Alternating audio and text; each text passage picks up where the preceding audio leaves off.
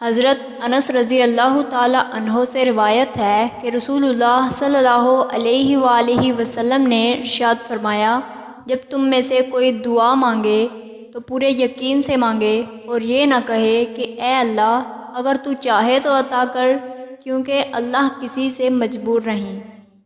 صحیح مسلم حدیث نمبر 6811۔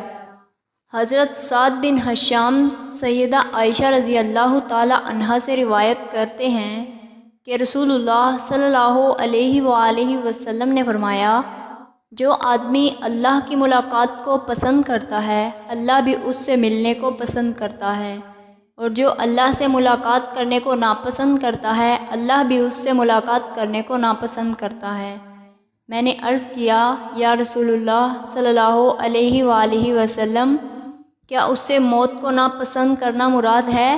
تو آپ صلی اللہ علیہ وآلہ وسلم نے فرمایا، ایسا نہیں ہے، بلکہ مومن کو جب اللہ کی رحمت اور رضا اور جنت کی خوشخبری دی جاتی ہے تو وہ اللہ سے ملاقات کرنے کو پسند کرتا ہے، اور اللہ بھی اس سے ملاقات کرنے کو پسند کرتا ہے، اور کافر کو جب اللہ کے عذاب اور ناراضگی کی بشارت دی جاتی ہے تو وہ اللہ سے ملاقات کرنے کو ناپسند کرتا ہے، اور اللہ بھی اس سے ملاقات کرنے کو ناپسند کرتا ہے۔ صحیح مسلم حدیث نمبر 6822۔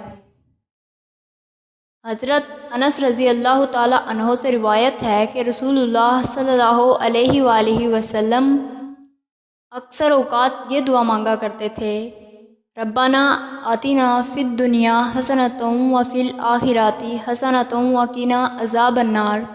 اے ہمارے پروردگار، ہمیں دنیا میں بھی بھلائی عطا فرما اور آخرت میں بھی بھلائی عطا فرما، اور ہمیں جہنم کے عذاب سے بچا۔ صحیح مسلم حدیث نمبر 6841۔